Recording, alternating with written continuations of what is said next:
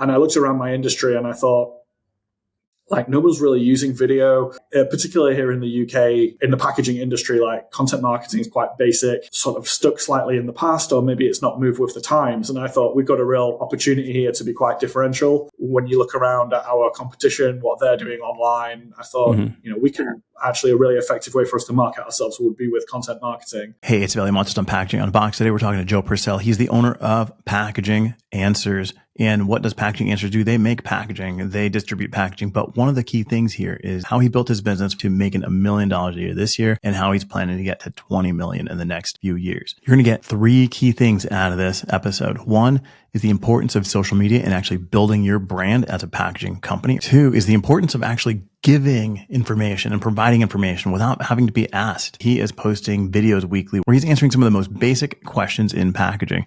What are MOQs? What is a folding box? All these different things. And he's getting into it in detail and he's showing and sharing. And these videos are getting tens of thousands of views and it's bringing in customers. That's the key thing. Give and you will receive. The last thing, number 3, is how he's looking to build his business in the future by bringing on a key hire that I'm going to bet you or anybody that you know does not have in their packaging company or their packaging agency. This key hire is somebody that's going to bring a lot of business, but you would never expect it. This is not somebody that you would expect. And it's important for you to find out why that person is going to make a big difference in this business. Before we jump into the show, check out specright.com. They're going to help you figure out all of your specifications and manage all your specifications, especially if you're talking about sustainability and for some of the new laws that are happening around the planet. If you're looking to buy packaging, check out idpdirect.com. Packaging Direct, manufacturer of packaging for luxury brands and retail brands of large volume. Check them out, idpdirect.com. And of course, my friends, the people that I use all the time, packdora.com. Check them out. If you're looking to make die-lines for any kind of packaging and have 3D renders created for you instantly, the snap of a button. So check it out, packdora.com. Let's get to the show. Awesome, man. So, all right. So today we got Joe Purcell from Packaging Answers. I met Joe. I didn't meet Joe, but I found Joe on LinkedIn. You're making these videos and it's called Packaging Answers. And you're just explaining like just simple things on packaging. So tell me about these videos. What's the goal here? Our company's just coming up to like 2.5 years old. I mean, for the first 12 months, we didn't even have a website, which is just insane, really. And I thought, man, if we've come this far, really with almost no marketing at all, imagine what we could do if we marketed a bit. Yeah. And the thing that really lit me up, actually, I retained a business coach, a guy called Tim, a year ago, and he introduced me to Marcus Sheridan and his book, They Ask You Answer. Mm-hmm. This is an approach to content marketing that focuses on your customers' friction points. If you can offer them the education to remove their friction points, and they're more likely to purchase from you. And it really lit me up, that book. I'd recommend anybody who's interested in any form of content marketing read They Ask You Answer. And I looked around my industry and I thought, like, no one's really using video, particularly here in the UK, in the packaging industry. Like, content marketing is quite basic, sort of stuck slightly in the past, or maybe it's not moved with the times. And I thought we've got a real opportunity here to be quite differential. When you look around at our competition, what they're doing online, I thought, we can actually, a really effective way for us to market ourselves would be with content marketing. We committed to the process to start making videos. I think we're on our 8th video now. I started off with I want to do 1 a week. Yeah, how's that going? Well, okay, so I only missed 1 week. But then the next week I made 2 to make up for it. So it's been cool, man. Like, we've learned a lot. I feel like there's a long way to go, but I'm really pleased. And it's great to open up opportunities like this with you to kind of spread more our word, kind of what we're doing. So that's what I've heard, right? Is like not just in the UK, but just in Europe in general, content marketing isn't what it is in the US, right? In the US, like, everybody's got a YouTube channel. Everybody has a blog. Like, it's insane here. Like, it's just, but in Europe, it's like, no, you don't necessarily want to share so much online, right? You guys have GDPR and like privacy is really important here. People are like, hey, look at my dirty underwear. Why do you think that is? I think in our country, like, it's become quite inward looking over the past decade or so. And you're right. There's, I think there's a level of kind of privacy, and there's a level of kind of, there's like a conservative mentality, like a small c conservative mentality that says, like, let's just get on and like we're in our niche and almost like let's not tell anybody what we're doing. Like, and when I look at like a lot of what our competitors do, the way they use, say, LinkedIn, it'll be like a photograph of a new recruit stood outside the factory, right? And it'll be like, welcome Ben, it's his first day at XYZ packaging company. Yeah, or my favorite's kind of like once a year the stood around the novelty check. Where it's like we donated 1,000 quid to the local food bank or so, like, and I just think, like, what are you actually trying to say? What's the message that you're trying to give with that kind of content? All I really want to do is I just want to frame Packaging Answers as an expert. We know so much about packaging, and we got so much relevant knowledge, particularly in secondary packaging for gift sets. And do you know what? In the last video we put up, I described myself as an expert, and I inwardly cringed. Yeah. I was like, oh no, I just described myself as an expert. And then you've got this kind of, you've got your kind of British, like, stiff upper lip thing. Come on, don't crow about yourself here. And then on the other side, I've got like, but you are an expert. It's okay to say you're an expert. And we just want to frame ourselves as experts in this space. And share our expertise, educate as many people as possible. I had this conversation with Brandy Parker here in the U.S., who she's part of Pearl Fisher. She was part of Pearl Fisher. She's like, but you are an expert. She's like, just because you're an expert doesn't mean that you know everything. It's just that you know how to find the answers, right? She's like, you don't have to contain all the information in your own brain. It's, you need to know a lot, but you also need to know what you don't know and who to find it from, right? And that's the part where many people are out there and they're like, well, I don't know where to get this information. So they ask you and you're like, oh, it's this. Or, oh, you know what, let me connect you for this person, or let me ask this person, and you bring the information. Yeah, sure. I think it's really important to surround yourself with a good team of advisors. And I think that, and it's interesting, your point is particularly important to know what you don't know. It's important, I think, to be sure of your facts and to be speaking. If you're speaking as an expert, that's fine. And then I feel like businesses of our scale, we can be kind of more reactive than larger businesses. I think that when you look at kind of, if you think about like the 90s type corporate video, that would be passed through like marketing and legal, and then and they get a voiceover guy to do it, and and the whole thing would be constructed. Whereas we're in this amazing space now, Avelio, where you can, what we've made here is a small studio. We're able to create high definition imagery, good sound, nice lighting. You can just put that camera on, and when you record these things, it maybe takes 2 hours to make a 2-minute clip, and then you can then distribute that to on a platform like LinkedIn, and all of a sudden, I know we were joking just before we started talking, but the videos we've put up have tens of thousands of views now. And, there's no possible way for a business like mine to have spoken to that many people. And, I probably won't, I won't speak to that many people this year separately. So it's incredible. It's just an incredible space to be in. And especially when the competition are doing something that's so kind of different to what we are, it's really easy to stand out, I think. All right, Joe, you've been in packaging for like 17 years. 2 years ago, you launched Packaging Answers. So how does somebody create a business like this out of nothing? What's that first step that you take? The first step that we took was do you know what you do, Evelio? You get in the bath. You get in the bath and you shut the bathroom door and you have a really good think. And then you cry. Yeah, exactly. When I've had a really good think in the bath, I'm looking at it and thinking, there's a booming drinks industry here in the UK and Ireland. Like, the fastest growing spirit in the world is Irish whiskey.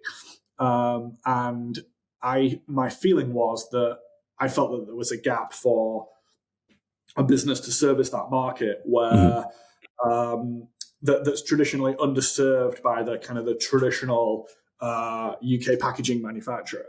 And so I needed to test that. I don't know what it's like where you are, but there's thousands of craft spirit brands here.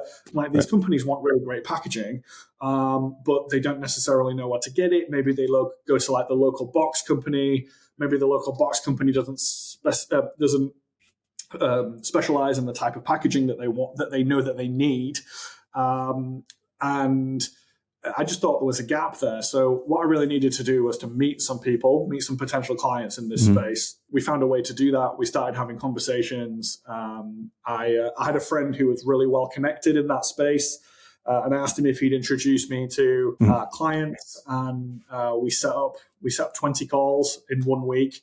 And we just talked to people and we said, look, what are your problems? What problems do you face? And they come back to you with, MOQ is a problem. Like, we're always being asked to buy more than we want to buy. And then how do we really know that the people we're buying from, these brands, they know, particularly like owner-operated brands or smaller companies. They know the game they're playing, right? And you're going up against like Bacardi and Diageo, and so you know that you're playing on the same surface as these guys, and you know the kind of implied quality of the secondary packaging that you need. Maybe your local box guy, maybe he doesn't do that. Maybe he doesn't understand the way that you need him to understand, and we just felt that there was a space. We were right that there was a space. Our business has grown quite quickly. Really my view was that kind of for 18 months, we didn't have a website. We didn't do any marketing at all. And I just thought, right, it was all referral.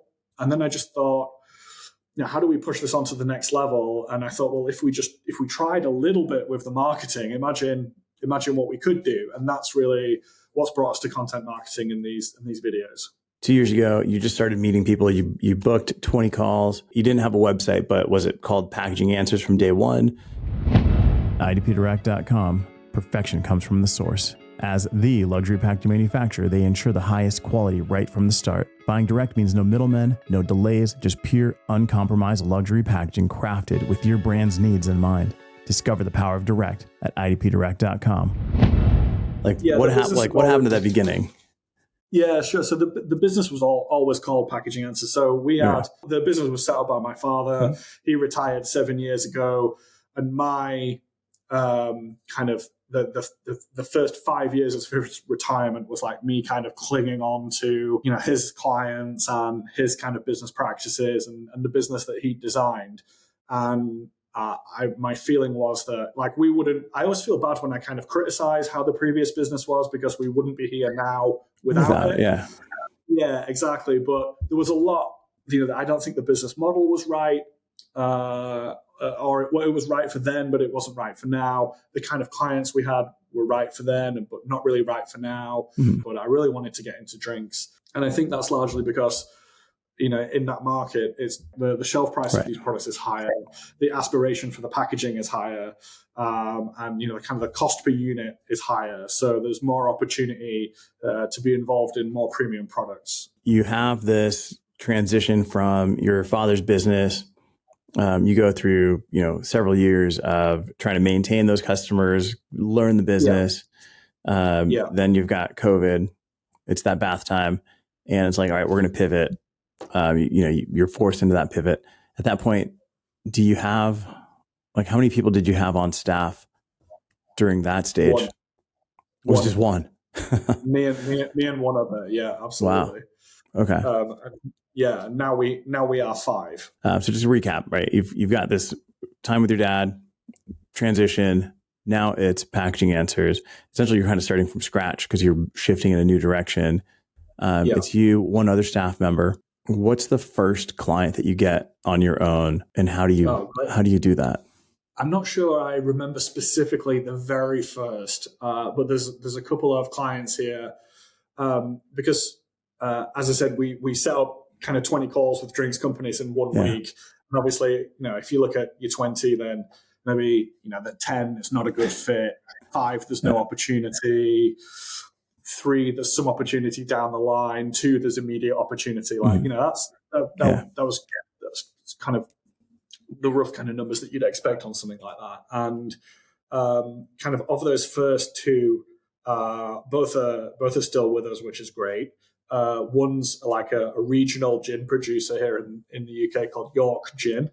So they're based in the historic city of York, and I really love their brand because I love brands that are aligned with places. Like York's a big tourist destination as well, so there's a bunch of items in their mix that kind of works really well. York gin, they knew that they needed to improve kind of the level of their packaging, but they didn't really know how to do that themselves. A big part of their business is e-commerce focused, so we did a lot of work making sure that kind of the packaging integrated both for sale through their retail stores, but then also for e-commerce as well. We made the products kind of standard sizes, and then we created outer cases. So more or less whatever a client ordered through the web shop could be kind of jigsawed together into a box that they could then ship. That's been quite successful for them. All right. So if we go back again, it was you and one other person when you started taking on these clients. What was this? What was the role of this other person? I was like a general operations role. So that other person was. And you can say their name if you want to. I don't know. I just don't know their name. Absolutely. Great. Yeah. So at that time, it was just me and Karen. Okay. And Karen's been with us 7 years now. So she's kind of lived through the change. And at that time, we needed somebody else, really. You know, we even needed another person just to legitimize us as a business. Yeah. A business, right? Because, you know, there's a lot of, I'm sure it's the same way you are. There's a lot of guys with like a laptop in a bedroom, and they're kind of, you know, a couple of clients brokering packaging, and you know we're very different to that now. You know, by our scale and our, you know, the credibility that we've built. You know, like we have insurance, and, you know, and now we've got 5 staff, and it's So Karen's really kind of seen the change with me. So really at that point, Karen's head of operations now, but really then she was just helping kind of administrate our orders. So an interface with our suppliers, making sure that, you know, deliveries were on time, and that our paperwork was ordered, and kind of quite low order tasks like that. And a general admin role, really. Okay. So it was you and Karen kind of running operations, but then your first client, you were talking about like creating the pack inside and the outer packs and being able to jigsaw that. So who did the conceptual stuff and the structural part? So if somebody wants to create a business today in packaging, absolutely. Creatives like suck at all the process. So you need like a process person. So I'm assuming, are you the creative? Are you the one that was developing these, or did you have somebody else do that?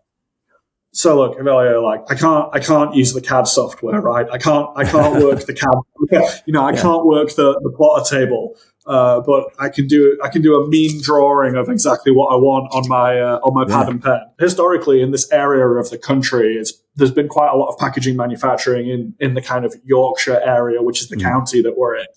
And there's still, even now, there's a lot of little businesses, and we were connected with a couple of kind of small, independent kind of designers by the hour, really.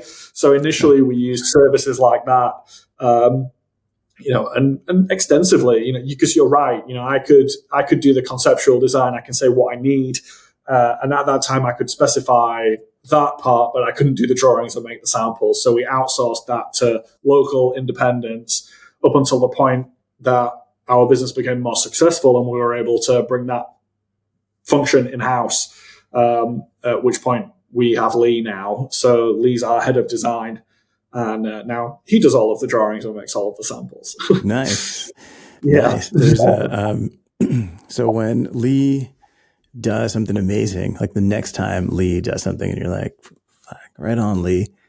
There's an amazing song for Lee. It's by Jack Black's band, Jack Black and Kyle Gass, and the name of the song is Lee. And you got to just blast it. Yeah, you got to just blast it in the office. Lee's going to love it. I promise. That's my commitment to you. Yeah, actually, he was here just before we started recording. And it's a shame we didn't know that. If the meetings were the other way around, we'd have definitely played it, because he did something great today. But so all right. So again, it's like if you're creative, you're going to suck. You know, I hate to say it, but you're going to suck at all the process stuff, right? So you need somebody that can handle the process. Most creatives most creatives aren't the greatest salespeople either, because they're typically a little bit more introverted, kind of thoughtful in like what they're doing. And I always say, like, you know, if you're a designer, you have to learn how to sell. Sure. Right. So you're the face, you're out there, you're pushing, Karen's behind, like supporting and helping and helping build this. So you're two of you freelance designers. That lasts for a little while because you've only been around for 2. Yeah. At that stage, you've got your 2 clients. What can somebody like really expect to earn, right? Because you're a young guy, you got a company, you've got staff. People are like, oh my gosh, this guy's rolling in it. But like, what's the reality?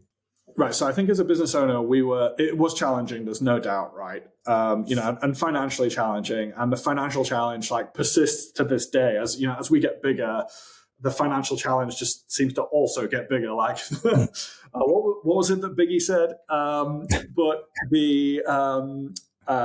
when we started, we were reasonably lucky that we had some funds, because there's kind of probably a lot of people at home thinking, well, I can design packaging. Like, how do I turn? Is it financially viable to turn what I know into a packaging business? How do I sell that? And one of the things that I'm 38, right? So I started this when I was sort of 36, and there's a long life ahead of me there.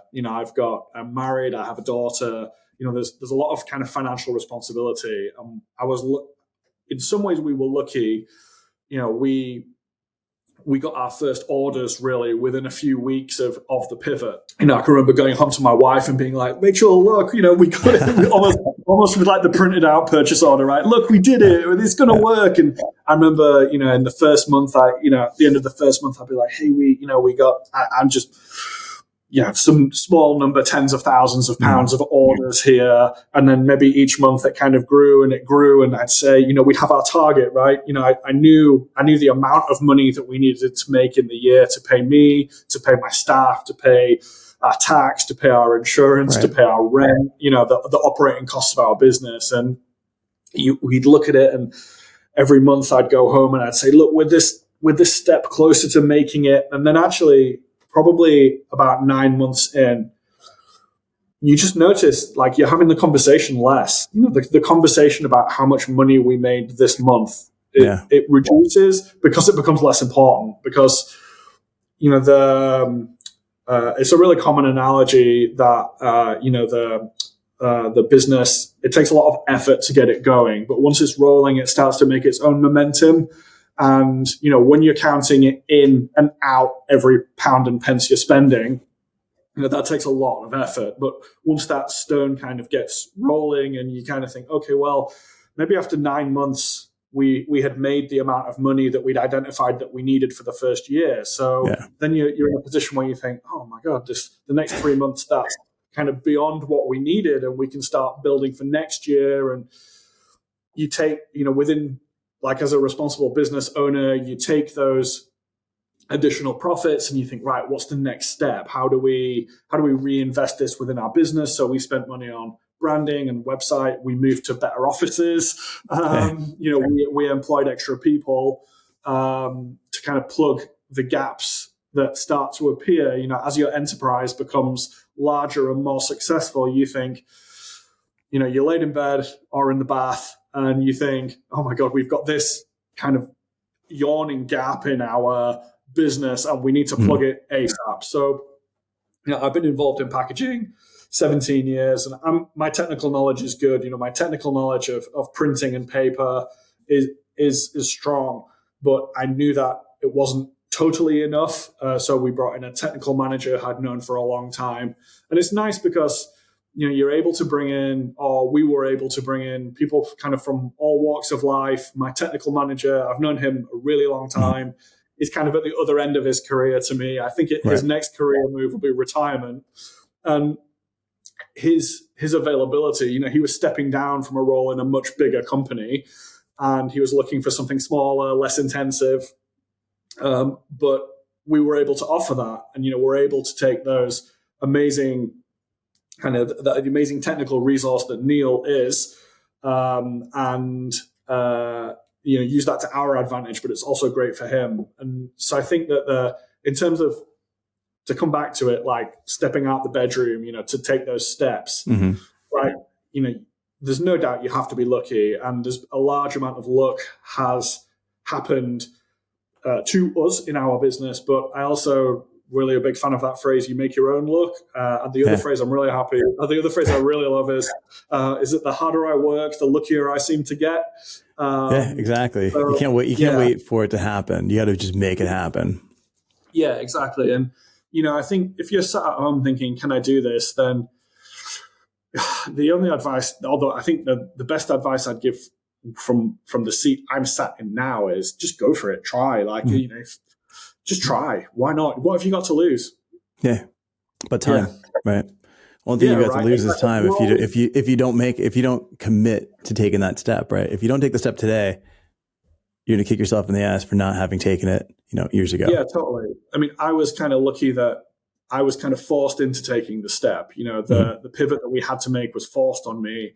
I didn't want to go get a job. I didn't. That wasn't in my plan. Yeah. I'd always done something entrepreneurial, and I wanted to keep doing that. That part really turns me on. I love working in Packaging Answers.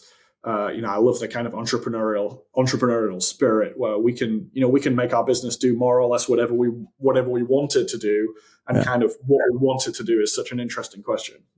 And that's what's funny, right? So that goes to like the next question. You've gone through you've gone through this like startup phase, you've gone through the challenge, you've come through to the other side. Tell me about this next hire that you're bringing on to a packaging company. Yeah, I can't quite believe what we're doing next, but because I don't think there's another packaging company in this country that has the same hire that we will have, because I'm going to hire a full-time photographer, videographer, and I'm so excited. There's so much great stuff to say in packaging, Avelio, and there's so much story to tell, and we're in a world now where the best storytelling businesses are the most marketable businesses, and we want to, with our content, we're just looking to reduce the friction in that a potential client would have to in dealing with us. Yeah. So, we want to explain. I want to explain as much about packaging as I can, because I think that clients now, they don't really want to be sold to.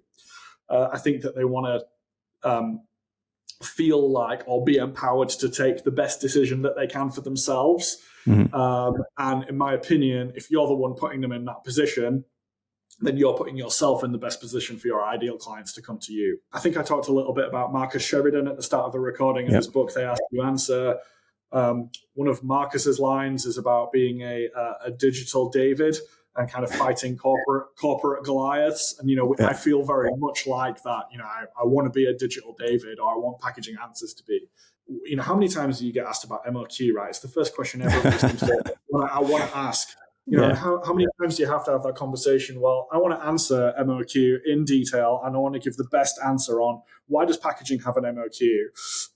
I want to give the best answer ever, and I want it to be on my website, and we're going to do that supported with video. I'm super excited. Can't wait to get to start telling the story of packaging. You mentioned being a digital David, so who's your Goliath? Oh, that's fighting talk. Right. Who do you look at like every once in a while and you're like, oh, bastards, right? I want to crush these guys. I always think, right, the analogy I always use is as the race car driver. And, if you just look at the race car in front of you, if they're the only one that you're ever going to overtake, you need to be looking down the track. There's a business in this country called Hunter Luxury. And they're like a 20 million turnover business that's specializing in cosmetics and cosmetics packaging. And I look at the way that they have like 30 people work for them, and I look at, when you go to trade shows, I look at their stand and I think, damn, that's a potential future for Packaging Answers. Nice. I don't know. I always felt it was important to have like a nemesis in the business, right? Yeah.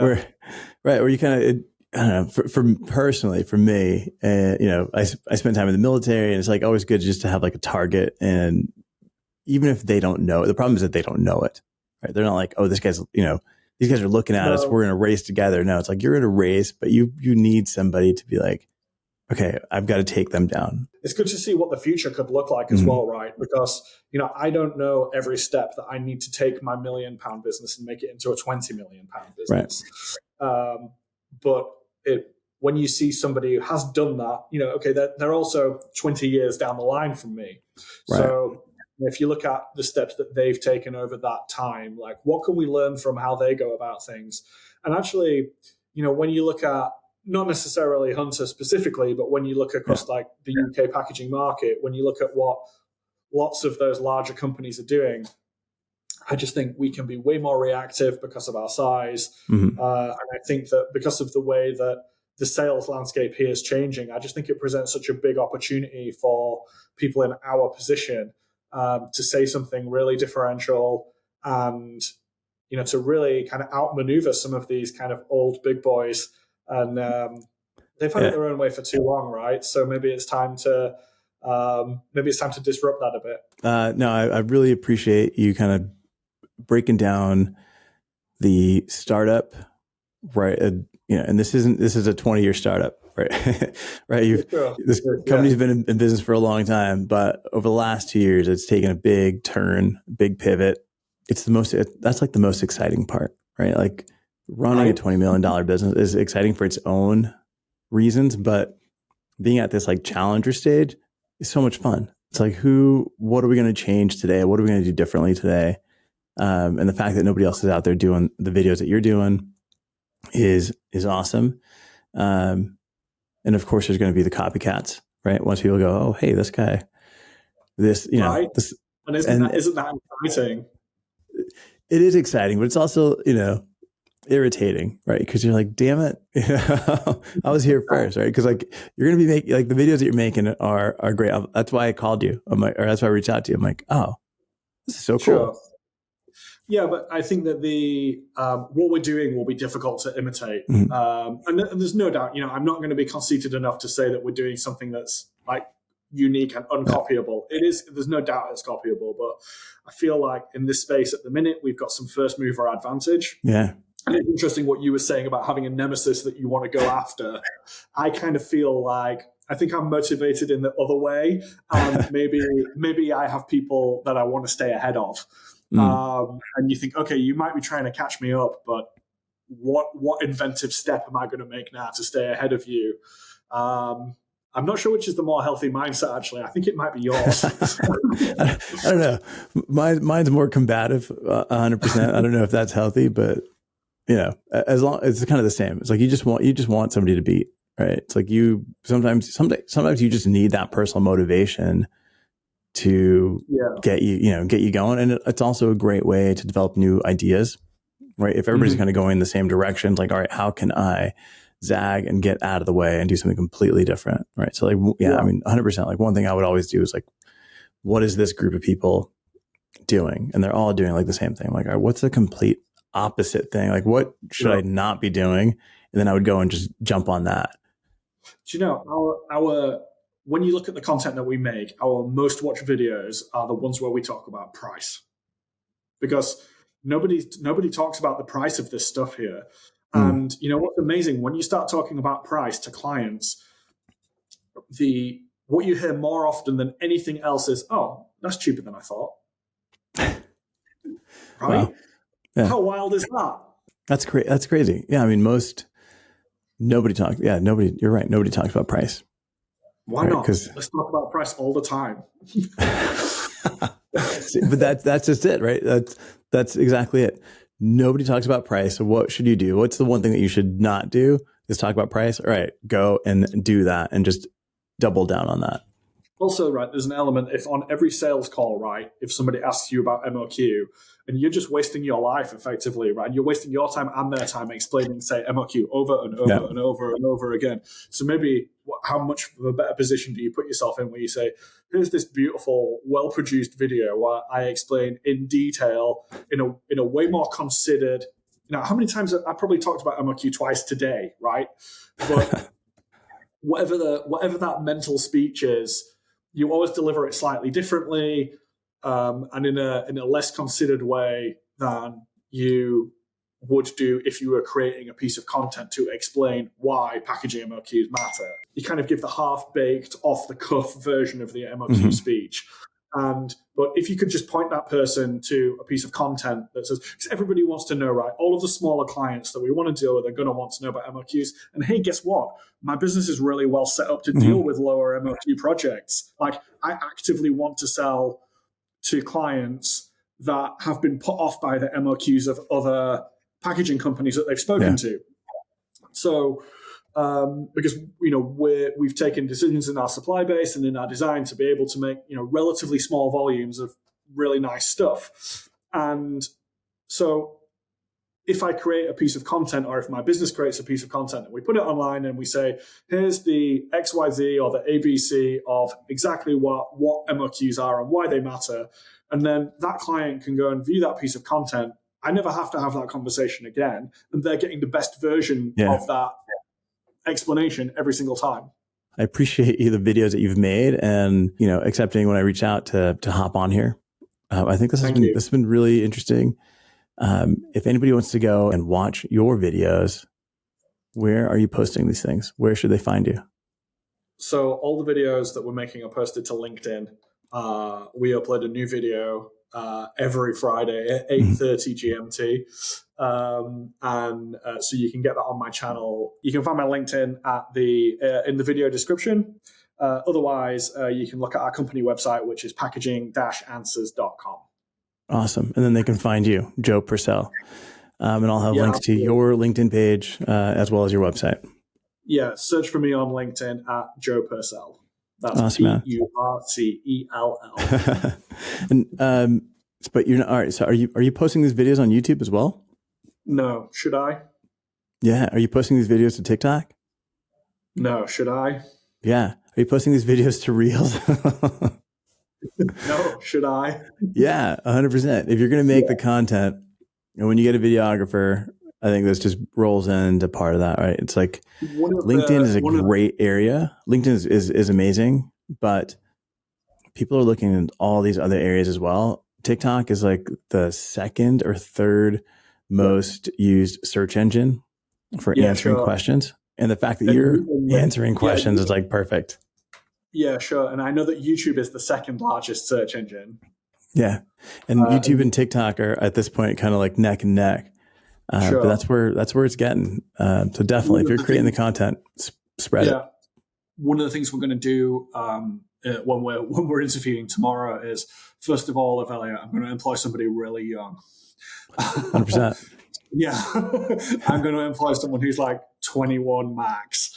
And one of the interview questions is tomorrow. I've sent them all my LinkedIn videos, and I said, pick one of these. How do we rework it for TikTok? How does it need to be different for TikTok?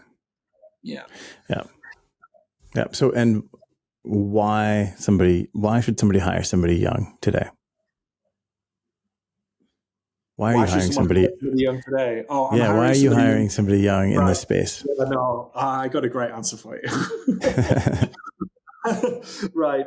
If you want something truly creative, you need to hire somebody really young, because so I'm 38, right? And I'm already battened down by, when I'm asked that question of creativity, I'm already battered by, can we make it? Can we afford it? You've got all of the weight of experience telling you all of the things that you can't do, shutting down all those avenues that you can't walk down. And the reason why you should employ somebody young is because they're unencumbered by all that stuff. You should employ somebody young because they're going to give you genuine creativity and like a why not attitude. Why can't we do this? Of course we can do this. That's why you should employ somebody young. 100%. And they're going to know how to use all the TikToks and the YouTubes and all that stuff. Right. Yeah, absolutely. They're going to know what nobody's using, how to use it, what's popping. Did they say that? What's popping? I don't know. Kids these days. I don't know. I mean, I can try it out tomorrow and see how it goes. Awesome, man.